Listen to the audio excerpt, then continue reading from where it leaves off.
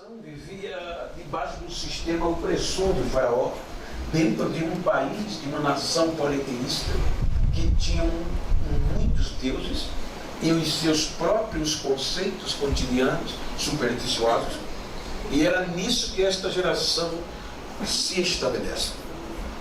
Então, quando nós olhamos o contexto, veja que quando Deus tira este povo, ele sai do Egito com a experiência das 10 pragas. Então, aquelas 10 pragas, Deus motivou o povo e se apresenta como eu sou. Então, quando ele tira o povo do Egito com o advento do Mar Vermelho, então isso foi gerando confiabilidade ao ponto do próprio Moisés confiar tanto e dizer que o Senhor é a nossa, ele não diz a minha nossa bandeira. E os irmãos sabem que basicamente a bandeira é um símbolo de um Estado soberano, é um símbolo maior de um Estado soberano. Então, quando nós observamos capítulo 19 do Êxodo, a Bíblia diz que já faziam 3 meses que Deus havia tirado o povo do Egito. No capítulo 24, então Deus propõe a Moisés para o povo, ele transmitir ao povo um concerto, uma aliança, um comprometimento. Porque agora Israel ia entrar no deserto para conquistar para a terra prometida. Então Deus precisava de um comprometimento recíproco entre Israel e entre ele. E a Bíblia diz que o povo, quando recebe a proposta, em uma voz só responde que estava de acordo. Então, por meio do sangue de novilho, capítulo 24 do Êxodo, que Moisés mata, e parte do sangue daquele novilho põe numa bacia, outra vai jogar sobre o povo, e outra parte da bacia vai pôr sobre o altar. Então ali uma nova geração oferece sacrifício pacífico a Deus. Então está ratificado aqui uma aliança de fidelidade, uma aliança de reciprocidade. Então quando o povo concordou, vinha o capítulo 25. Aí Deus pede para Moisés pedir uma oferta ao povo, e no versículo 10 do Êxodo 25, aí Deus pede para Moisés confeccionar uma arca de madeira de acácia, revestia de ouro por dentro e por fora. Então veja que a partir daqui Moisés manda confeccionar. Aí você vai ver o processo de santificação. Você vai ver que a partir daqui vem o capítulo 26, você vai ver o tabernáculo, você a partir daí vai ver os sacerdotes, o sumo sacerdote, os procedimentos de como Deus fazer-se presente no meio do povo. Como o pecado não tinha sido extinto, o sangue do novilho ou de um cordeiro aplacava a ira. E Deus estabelece que para transportar esta arca, que era o símbolo da presença dele no meio do povo, era necessário 6 varões, ou 4 chamados de sacerdotes escolhidos a Deus. Então é quando a coisa começa a funcionar. Então a partir daqui os irmãos vão de convir que Israel como igreja, Israel rumo à terra que Deus havia prometido, ia enfrentar desafios, mas a presença, a arca estava lá.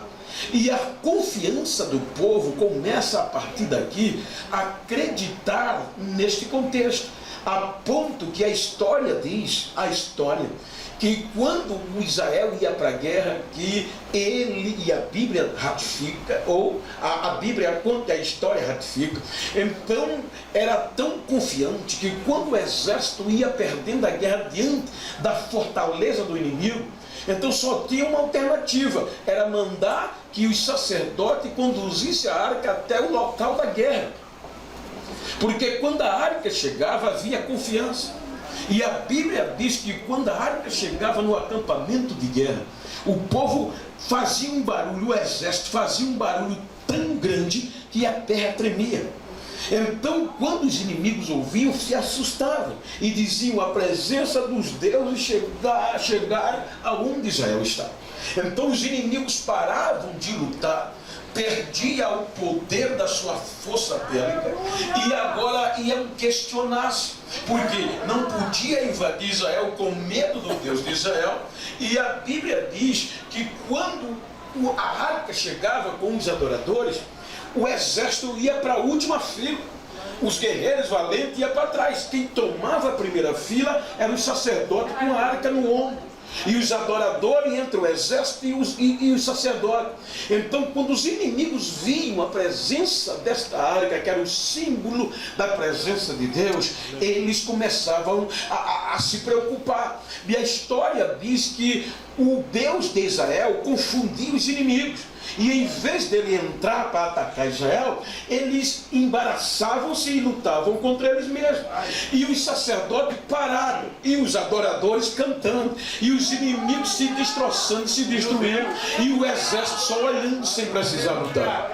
Então, quando os adoradores viam isso, eles começavam a cantar os salmos, os hinos, obviamente que posteriormente foram compostos por conta desses acontecimentos. E a Bíblia diz que eles começavam a olhar para o outro, e os adoradores começavam a gritar, vendo que a vitória já era garantida. Eles compunham, por exemplo, eles começavam a falar como o Salmo 46: olha, o Senhor é o nosso refúgio, a nossa fortaleza, é o nosso socorro bem presente na angústia, por o que não deveremos temer, ainda que, veja o tamanho da credibilidade, ainda que a terra seja abalada e os montes se projetem para o meio dos mares, e pelo este projetar as águas se perturbem e produzam tsunami no nosso contexto, a gente não pode ter medo, porque o nosso Deus, ele levanta a voz e a terra se derrete. Então eles iam adorando. Ele dizia: há um rio cujas correntes alegram o santuário de Deus, a morada do Altíssimo, e Deus está no meio dela, e ela não vai ser abalada. Ele a ajudará até o romper da manhã, vai vir vitória, descanso. Venham, venham, venham ver. Eles viravam para o exército e diziam: venham ver o que o nosso Deus está fazendo ali na terra. Ele levanta a voz e acaba com a guerra até o final da terra. Olha, ele está quebrando o arco, ele está quebrando o lanço, ele está queimando o carro no fogo. Acalme, e a guerra no meio de vocês, o Senhor é quem vai guerrear. Veja que a arca protagonizava os maiores eventos. Meu Deus! Moisés morre, Josué assume. Então Josué é o primeiro desafio, o Jordão, ribanceira. Aí vem Deus: Senhor, o que é que eu faço? Manda o povo santificar. Porque se você observar na Bíblia, onde tinha santificação, a presença de Deus produz vitória e bênção. Quando não tinha, era vergonha e derrota. Então diga ao povo que santifique, que amanhã eu vou fazer maravilha. Vocês vão andar por onde nunca passaram. Era uma geração que não cruzou o Mar Vermelho. Aí um mensageiro saiu gritando no meio do povo, do acampamento: é para santificar-se. Amanhã, quando vocês virem a arca da aliança do nosso Deus partir no ombro dos sacerdotes, ou nos ombros, se distancie a 1000 metros. Era o máximo que eles podiam se aproximar da arca. 1 quilômetro. 1 quilômetro. Quando vocês virem a partir, sigam com esta distância. A Bíblia diz que a arca no ombro dos sacerdotes só precisou a planta dos pés, está no plural, não foi no primeiro, esperou que todos molhassem os pés. A água que vinha de cima, diz o contexto de alguns historiadores, como a Bíblia anotada no rodapé, que eram 24 quilômetros de distância de onde eles estavam, que as águas pararam. Virou um montão, as águas que passaram, e as que vinham, Deus mandou puxar a trava de mão: não, você não desce agora, porque a minha presença vai estar ali. Enquanto o povo não passou, a arca não saiu. As águas só voltaram a correr quando a arca saiu de lá. Aí o que acontece? Aí Josué manda 2 mensageiros espiar Jericó. Quase que impossível vencer. Aí a Bíblia diz que foram descobertos e foram se esconder em um lugar mais impróprio para um crente se esconder. um prostíbulo. Imagina o que é que acontece. Quem era a dona do prostíbulo? Raabe, conhecida pejorativamente em toda a cidade. O rei soube, manda que ela os entregue. Ela, gente, isso aqui é lindo. Você vê o que era que Deus fez no meio desse povo. A Bíblia diz que ela era uma prostituta. A Bíblia diz que quando os soldados são desviados por ela, ela sobe aonde estavam escondidos os crentes, os espias, e já sabe a história. Veja que ela não tinha o Google, não tinha Instagram, não tinha rede social, que não sabia de nada. Mas os feitos eram tamanho que ela vai se entregar. Ela diz, olha gente, para os espias, aqui ninguém tem mais coragem de viver. O coração do povo está se desmanchando, porque sabe que vocês estão vindo aí. Ela diz, olha, todo mundo, do pequeno ao maior, sabe quem é o Deus de vocês. Ela arrasta uma história de 40 anos. Ela diz, todo mundo sabe como ele abriu as águas do Mar Vermelho e fez vocês passarem junto. Todo mundo aqui está sabendo como ele venceu as guerras de vocês. Todo mundo está sabendo que todos que ficaram na frente de vocês, se tiveram que sair ou foram destruídos. Ela elege até Sion e Og, o gigante rei dos amorreus, vocês tornaram em nada. Então ninguém mais tem coragem de viver aqui, porque todos sabem que o Deus de vocês é Deus em cima do céu e é Deus embaixo da terra. Um testemunho de uma mulher pejorativa. Olha aí. Puxa uma história de 40 anos. A arca, a gente prega da muralha, a gente lembra das trombuzinas, lembra dos gritos, mas era a arca que estava lá. A arca estava no ombro dos sacerdotes quando a muralha foi implodida. Meu Deus. Então eles entram na terra prometida. Josué distribui a terra, cada tribo a sua porção. Capítulo 2 de Juízes, Josué morre. E os anciões. Israel ficou sem rei e sem líder. Então a Bíblia diz que veio uma nova geração que não conhecia Deus. E essa nova geração começou a viver e andar e fazer tudo o que queria, sem considerar a história do passado. Não levar em conta o passado e os conselhos de Moisés e Josué. Cada um começou a escolher os seus deuses, deixando Deus para trás. E a coisa foi ficando feia. Não tinha mais santificação, não tinha mais predisposição, cada um vivia do jeito que queria e não tinha rei. Então veio o capítulo 4 de 1 Samuel contar a história que no meio desse marasmo espiritual, agora a crise se estabeleceu. Os próprios sacerdotes que tinham a obrigação de cuidar, de zelar pela presença, o símbolo da presença de Deus, não ligou, que eram os filhos de Eli, e o próprio Eli não chegou à atenção máxima. A corrupção chegou, os interesses particulares, o roubo começou a surgir. Aí vem os cristãos desse marasmo lutar contra Israel. Israel pega o exército e manda para enfrentar os filisteus. 4.000 soldados israelitas perdem a vida. Aí Samuel capítulo 4 versículo 5 diz, era costume. Isso que eu estou dizendo é com base, o que eu contei é com base nisso. Aí o versículo 5 do capítulo 4 diz a Bíblia que as lideranças, os líderes de Israel lembraram dos nossos pais agora. Lembraram da história quando a coisa apertou e não tinha mais jeito. Aí disseram, manda trazer a arca de Deus para a guerra. O mensageiro foi lá, botou a arca no ombro dos sacerdotes.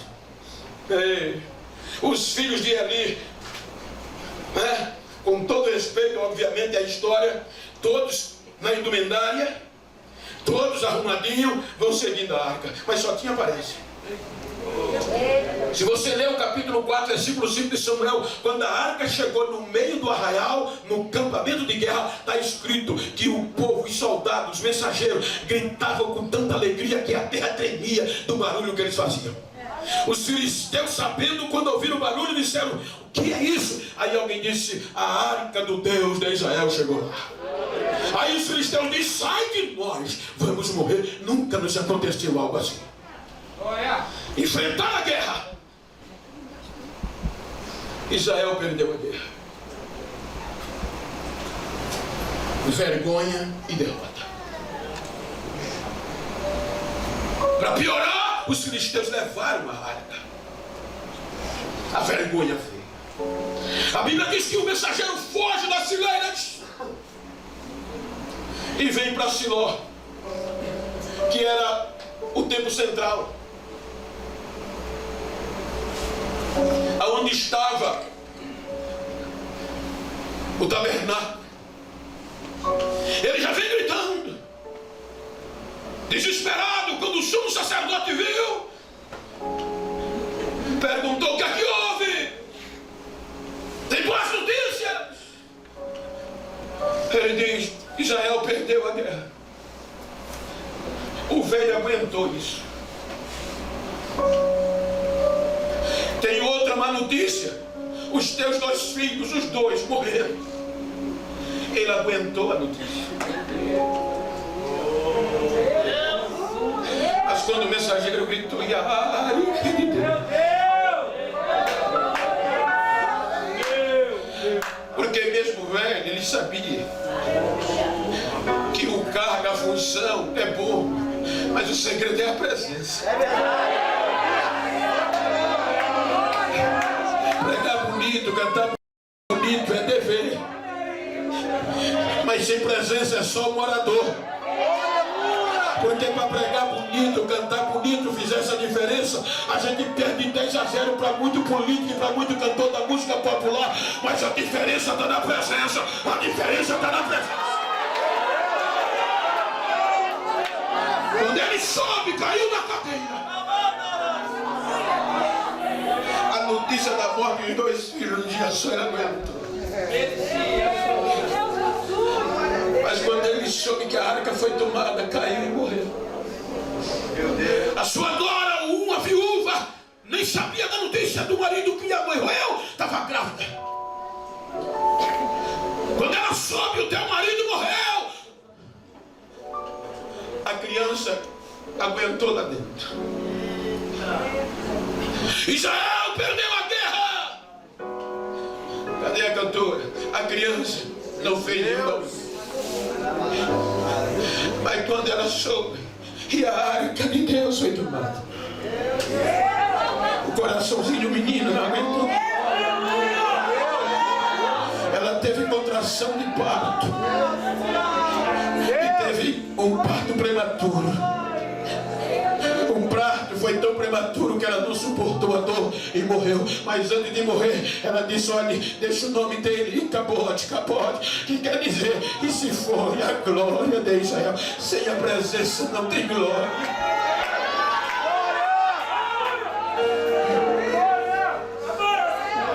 Ah, que é levada pelos filisteus pelo período de 7 meses.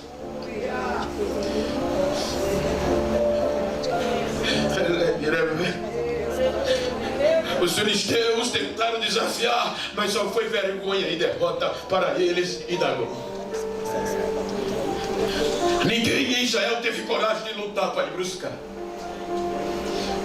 Por meio de provas, os filisteus devolvem depois de 7 meses, reconhecendo que era o Deus de Israel. A arca vai sendo conduzida por 2 animais semiparidos, sem vaqueiro, sozinha. Escolheram o caminho de Bet-Sem, terra de Israel. Quando eles viram a arca, não tiveram reverência e foram pegar como se fosse qualquer coisa. 70 homens morreram. Aí disseram aos moradores de Kiriat-Jearim: venham buscar a arca de Deus. Os filisteus devolveram. Eles estavam se afastando dela, porque ela está produzindo morte. Claro, se não tem santificação, vai morrer.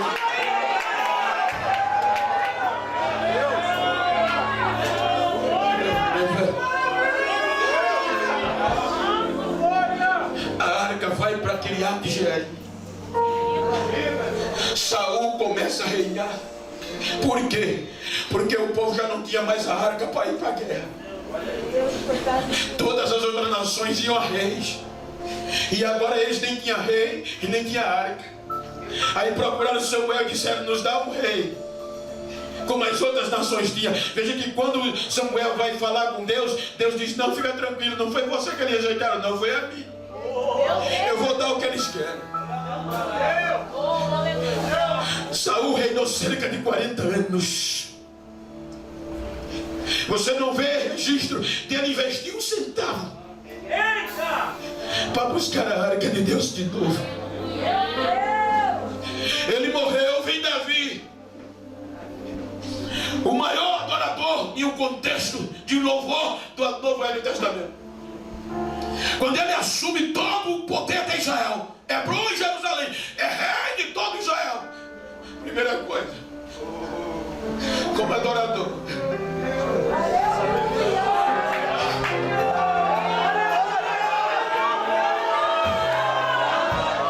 ele diz: eu vou mandar buscar a arca do meu Deus.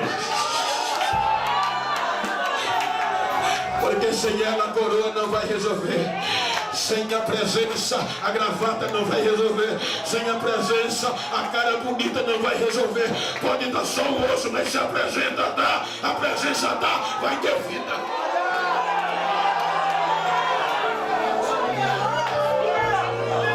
Não se prepara nas medidas de vidas e exigidas. No transporte.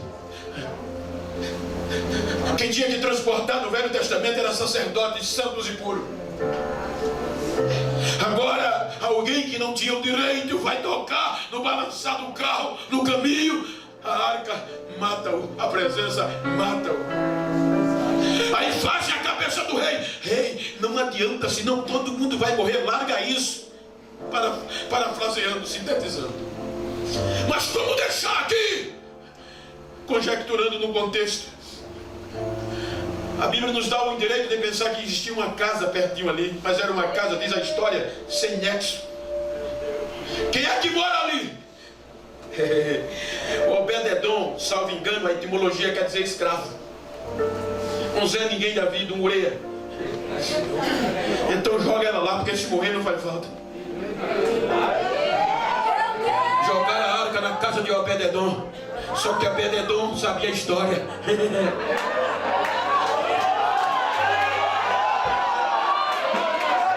Ele abre o coração,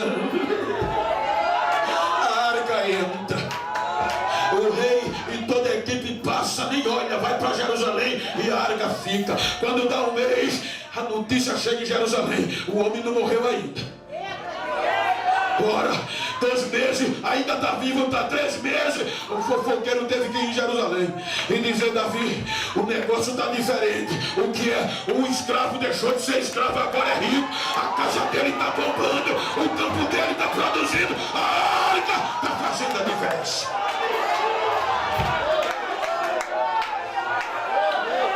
Ele agora investe pesado. Ele agora santifica-se e vai do jeito que Deus quer.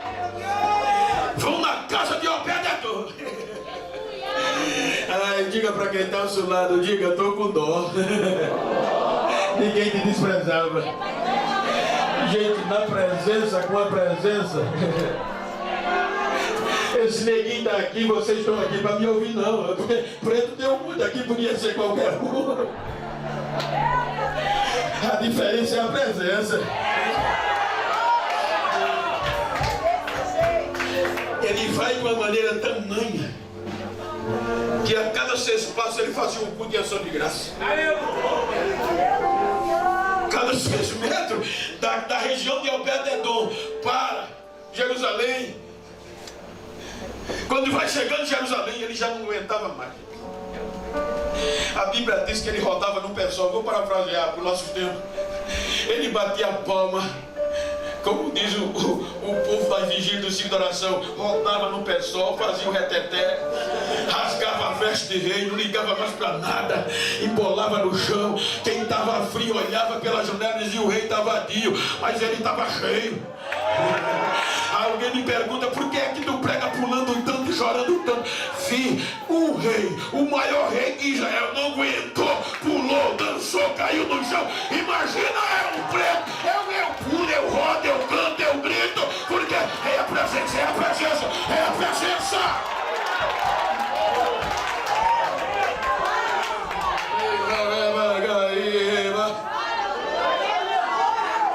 Entra em Jerusalém.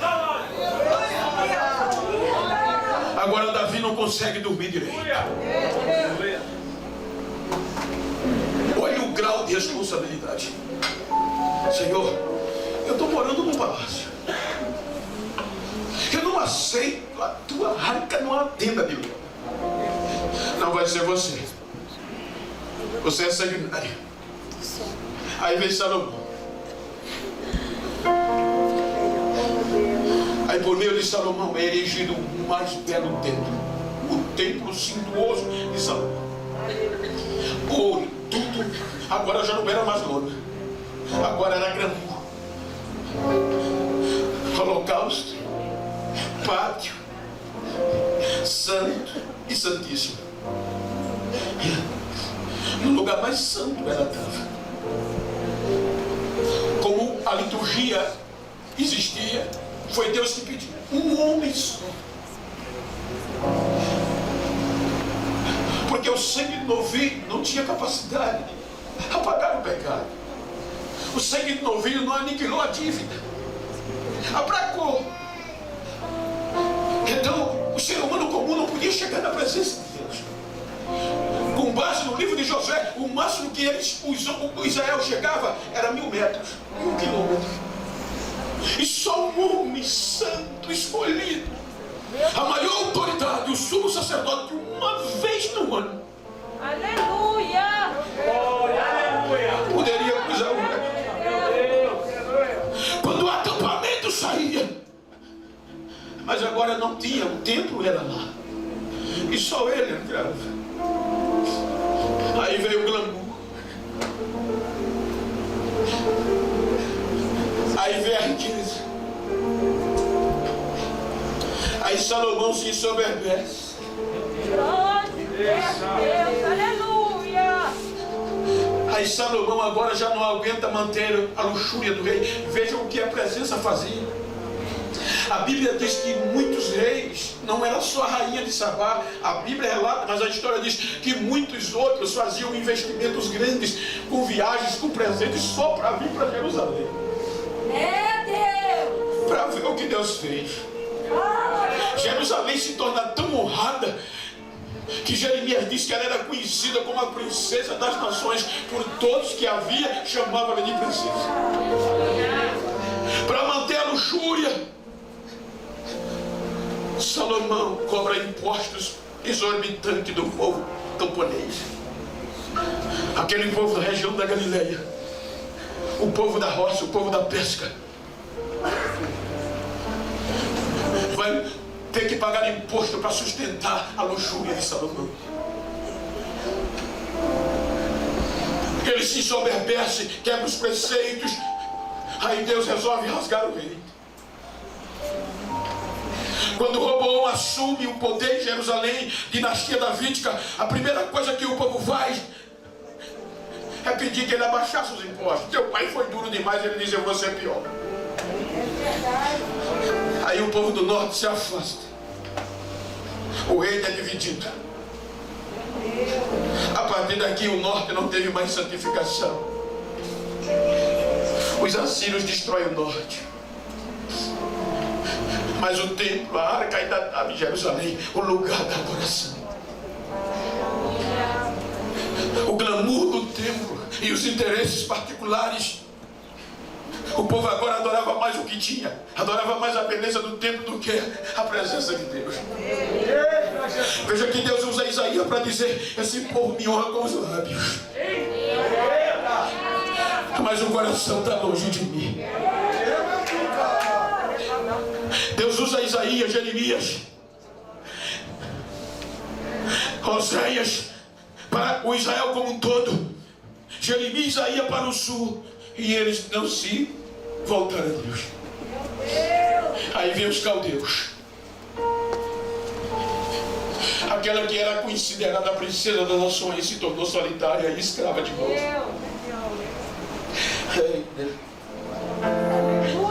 Jeremias olha e diz: ó Jerusalém, como tu estás sozinho. As tuas ruas eram cheias de gente, dizia a gente, mas agora só tem raposas e chacais. A vergonha veio, e aquele povo que saiu para a liberdade volta a ser escravo na Babilônia e na Síria. A partir daqui você não vê mais registro da arca, salvo engano, tanto bíblica como extra-bíblica falando. Há suposições, mas diretamente não há. Israel passa 70 anos. Só que Paulo, quando escreve aos Romanos, nesse contexto 10 e 11, ele vai falar que Israel não tinha desculpa, porque Deus usou Isaías para adverti-lo e eles não quiseram dar ouvidos. E ele diz: Isaías falou mais ousado. O Senhor mandou dizer que estendeu as mãos para um povo rebelde. Mas eu vou meter ciúme em vocês.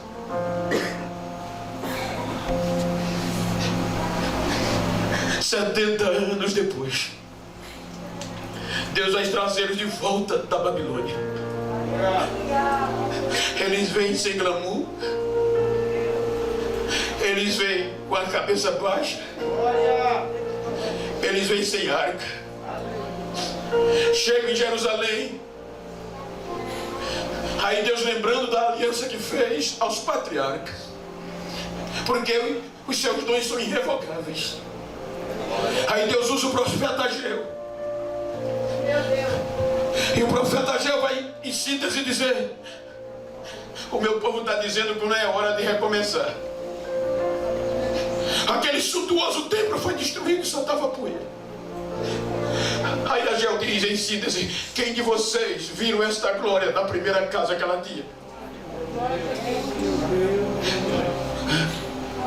Assim diz o Senhor: recomecem, porque o meu Espírito é com vocês, porque eu fiz uma aliança quando eu tirei vocês do Egito. Minha prata e o ouro, recomecem, porque a glória da segunda casa vai ser maior do que aquela que vocês viram. Recomeçar. E veio o templo de Zorobabel. Agora é o templo de Zorobabel, mas você não vê mais registro de arca. Veja que a partir daqui, todos os profetas, Zacarias, Malaquias, pós-cativeiro, a mensagem deles é repreensão, porque a santidade não operou mais, a ponto que Deus disse: eu vou me calar, eu vou fazer silêncio com Israel. Que durou 400 anos, sem profetas, sem sonhos, sem visões. E nesses 400 anos foi um dos períodos terríveis, porque tanto a cultura grega macedônia como a cultura, os interesses políticos romanos entraram na Palestina, Israel. Então a frieza tomou conta. Agora a crise toma conta no contexto espiritual, porque quando Roma assume o poder, então os romanos, com a técnica da política e dos interesses e o poder do império, vai predominar sobre a religião. Então agora era jogo de interesse político e partidário, e o espiritual já tinha sido deixado de lado. Israel estava no apogeu. Só, amigos, que eu achei lindo, eu disse o pastor: eu aqui estou em casa, porque tem país que eu vou que só tem eu de preto. Quando eu vi vocês, eu quase falo em línguas estranhas, porque aqui a gente nem na igreja entrava.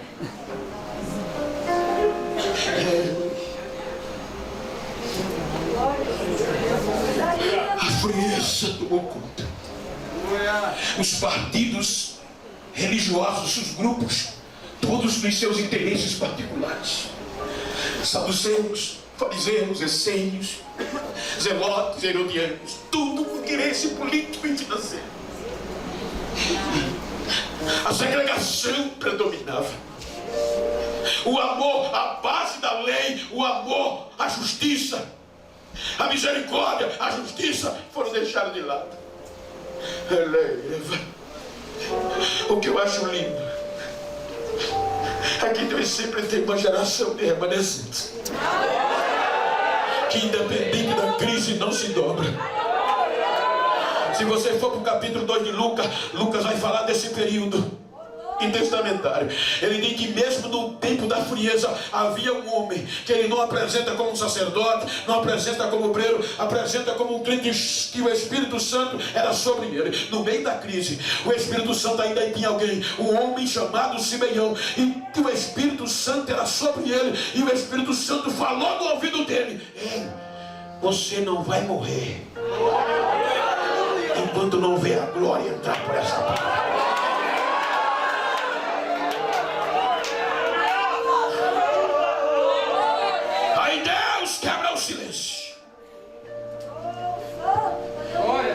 E vai aparecer 3 magos na história. E eles vão para onde? Direto para Jerusalém. E vão para onde? Para o reino de Herodes. Eles não vão procurar a igreja, vão procurar Herodes. E pergunta: onde nasceu o rei dos judeus? Herodes recebe como ameaça política. Eu não entendo disso. Vou chamar quem de direito? Os sacerdotes e os escribas, os teólogos e os espirituais. Quando eles chegaram, a Bíblia diz, Mateus, que Herodes questionou-os dizendo: aonde há de nascer esse rei de judeu? Eles disseram na hora: segundo a profecia, é em Belém. Porque está escrito, eles sabiam. A Bíblia diz que os magos foram e eles não foram. E veja que a Bíblia diz que só a notícia, Mateus escreve, que só a notícia do nascimento de Jesus estremeceu, perturbou não só Herodes, mas toda a Jerusalém. E ninguém foi lá. Aí Lucas no capítulo 2 diz que com 8 dias de nascido para cumprir a lei, circuncidaram o menino e deram-lhe o nome de Jesus para cumprir o que o anjo já disse. Aí ele diz: cumprindo-se a purificação no meio do caos espiritual, cumprindo os dias da purificação. Quando era o período do resguardo acabar, na nossa linguagem, dela e do menino, era necessário, para cumprir a lei, que todos os filhos do sexo masculino fossem levados o tempo para apresentar. Se o casal tivesse recurso, levava um cordeiro, ou se não fosse pobre, levava um par de pombo ou um par de bolinhos. Como eles eram pobres, agora era no tempo. Ninguém deu atenção. Isso é que Paulo diz que Israel não tem desculpa. Aí vem Maria com José, um par de rolinha na mão, de um pombo, e no braço de Maria quem era que vinha? A arca. E agora não era o símbolo, era o original.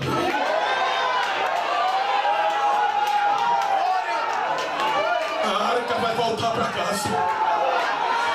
O amor de Deus é tão grande que não é mais o símbolo, é o original. É Deus homem, é Deus em pessoa. Não é mais o símbolo, é a presença real. Só que a presença entra e ninguém percebe. Só que a Bíblia diz que cheio do Espírito, impelido pelo Espírito, o velhinho Simeão naquele dia foi para a igreja. Ninguém viu. Quando ele viu o menino no braço de Maria, nem questionou, correu, pegou o menino, levantou e gritou: Senhor, obrigado, Senhor, agora eu posso morrer, porque os meus olhos já viram a glória de Israel, uma luz para o gentio. A glória voltou, a arca voltou, a glória entrou.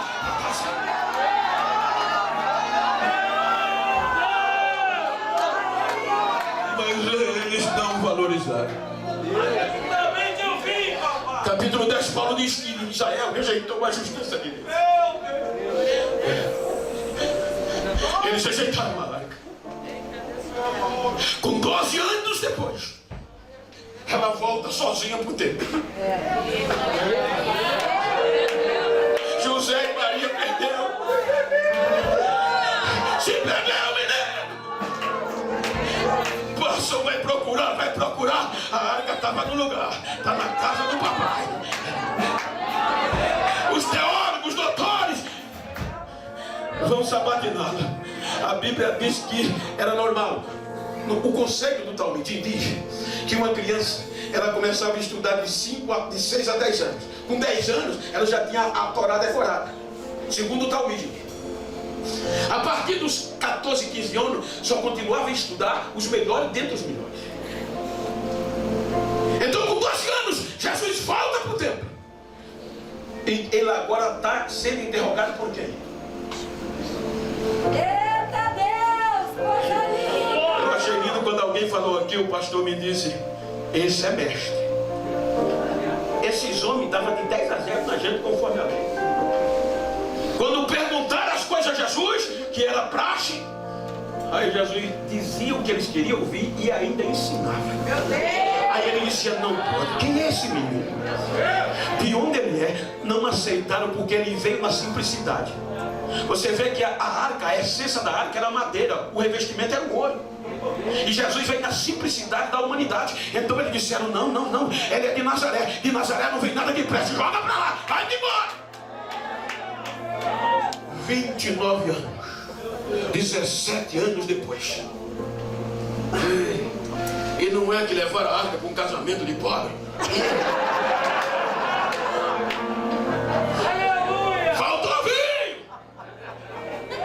A água transforma-se em vinho no melhor da festa. Aí a notícia rola. Agora quem sabia, Jesus está vindo aí. A Bíblia diz quando ele passava, dá para conjecturar, pensa no contexto bíblico. As pessoas, diz a tradição. Por exemplo, eu vim pregar aqui hoje. Estou falando só para os irmãos entender como era a cultura segundo a tradição. Quando o judeu sabia que alguém importante vinha para estar na sua cidade, quanto mais longe eles fossem para recebê-lo, era mais honra.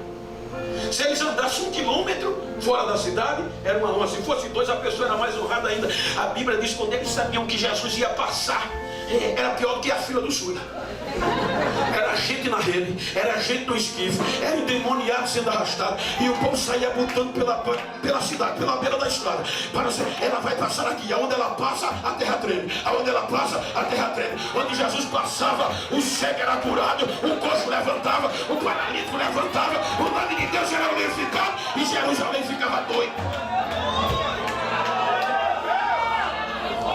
Os de Jerusalém souberam e disseram, João capítulo 7, versículo 44 por diante, vão prender! Os soldados de elite do templo foram.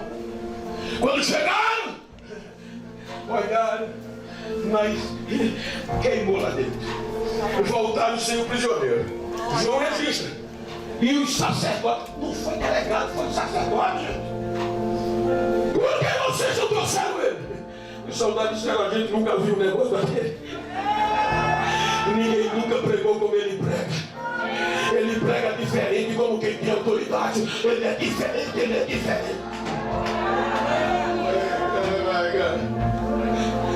Mas o que aconteceu, pastor? Lembra que Josué, com base nisso, no Antigo Testamento era um símbolo. E ele só chegava mais perto de 1 metro. Agora Deus veio o original por amor a Israel. E eles fizeram o que não faziam, não deveria fazer com ela. Eles bateram nela. Eles cuspiram nela.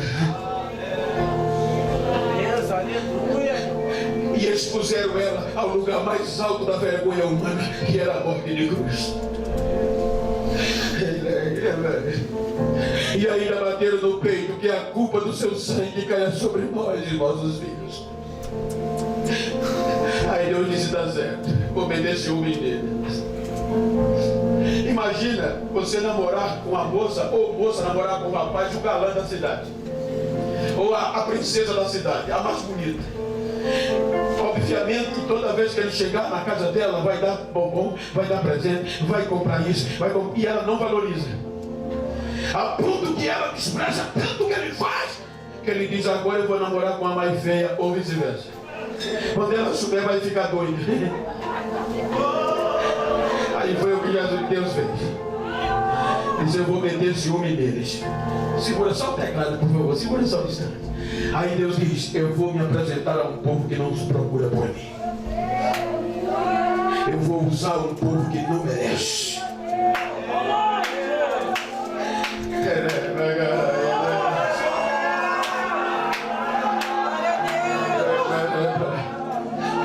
Eles botam a arca no túmulo.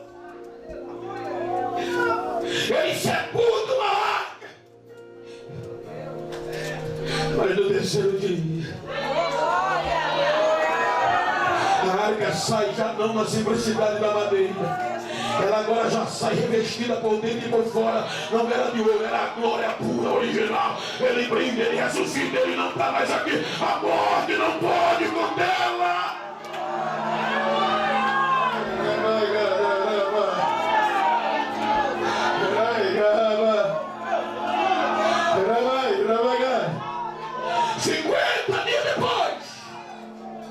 Foi falado aqui cerca de 120 crentes,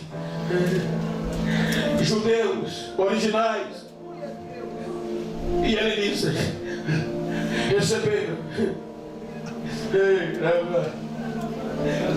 Veja que era tão impossível a gente entrar no pacote que nem Pedro, nem um dos apóstolos acreditavam.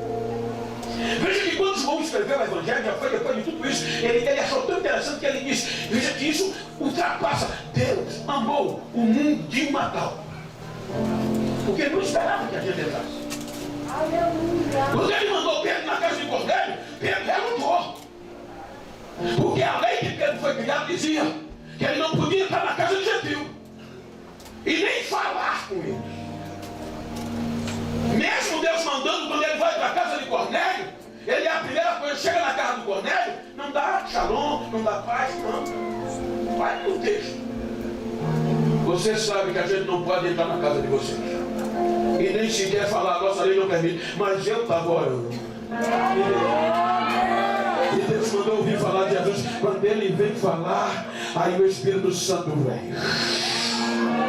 Eis Cornélio, quem estava dentro, quem estava fora. Aí Pedro fica tão azul, alterado, que ele diz: agora eu sei que Deus não faz acepção de pessoa. Até os gentios estão recebendo. Aí Paulo, quando acontece o ato dos apóstolos, quando Lucas vai registrar, ele registra a pregação de Paulo em Atenas. Ele diz: Deus não habita em templo feito por mãos humanas. Quando Paulo está escrevendo aos Coríntios, ele diz: ei, vocês não sabem que o corpo de vocês é templo do Espírito Santo. Ele habita em vós e vocês são santos. Ou seja, agora não é mais no ombro, filho. Agora não é mais escolhida dele. Aí é por isso que eu canto, é por isso que eu envolvo. Tem casa que eu começo a falar, eu fico no primeiro andar falando em língua, minha mulher falando embaixo, porque no símbolo a gente estava fora, pretinho. Mas agora não, aqui dentro, queira ou que não, vou ter que engolir. A glória está aqui, a arca está aqui. Quem tem arca? Quem trouxe a arca? Quem tem? Deixa eu ver se alguém tem carregador de arca. Cadê carregador de arca aí? Pergunta para quem está do lado. Trouxesse a arca?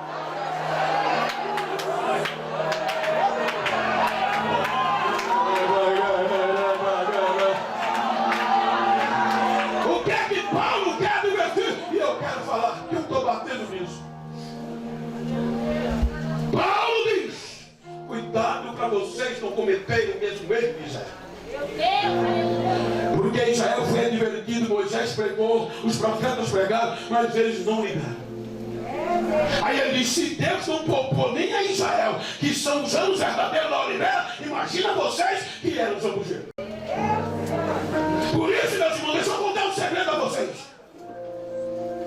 Ele disse que Israel ficou inimigo do evangelho por conta da gente.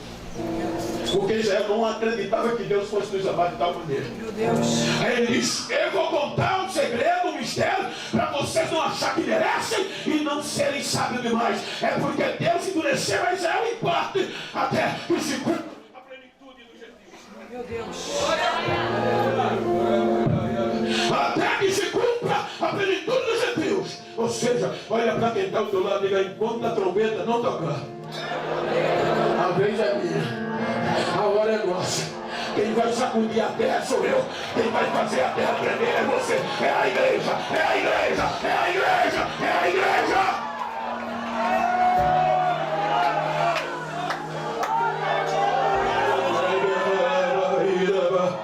Ou seja, o que a senhora quer dizer, pastor? Eu digo porque eu vivo isso.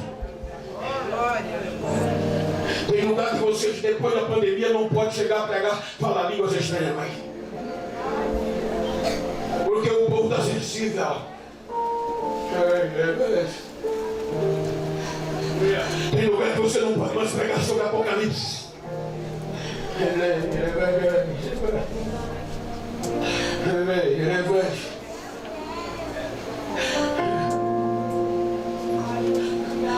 Cuidado, não cometer o mesmo erro de Israel.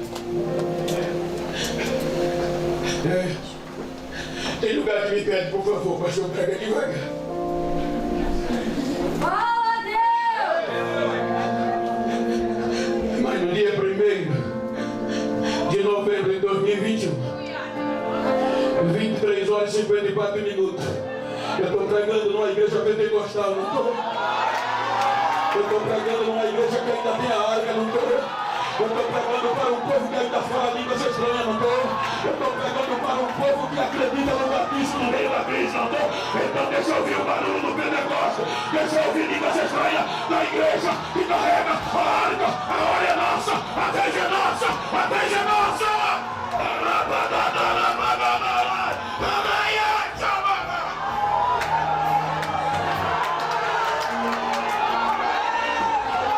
Então fica de pé por um minuto só.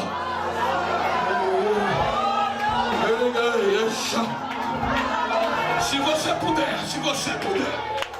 e se você quiser, entenda o que eu estou perguntando.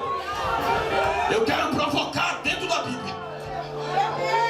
Se tem uma pessoa íntima ou do mesmo sexo perto de você, vira para ela aí. Olha para mim não, olha para ele. Me ajuda aqui, pastor Tiago, com todo respeito. Olhou para ele, olhou para ela. Nos olhos dele, olha para mim não, olha para ele. E diga: tô nem aí. Quero nem saber o que estão dizendo. Quero nem saber como você chegou.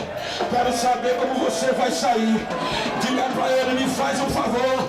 Depois de hoje, se tu encontrar algum besta por aí que pensou que eu estava frio, que eu ia desistir, que eu não acreditava mais em Pentecostes, dá um recado a ele: eu vou sair pegando fogo, eu vou sair cheio, eu sei.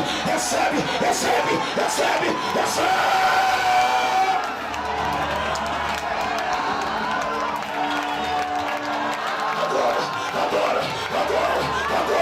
Agora, recebe batismo nesta noite, recebe renovo, recebe, ele está aqui, aonde ele está, a terra treme, a presença é real. Incendeia, incendeia, incendeia, incendeia, incendeia, incendeia, incendeia.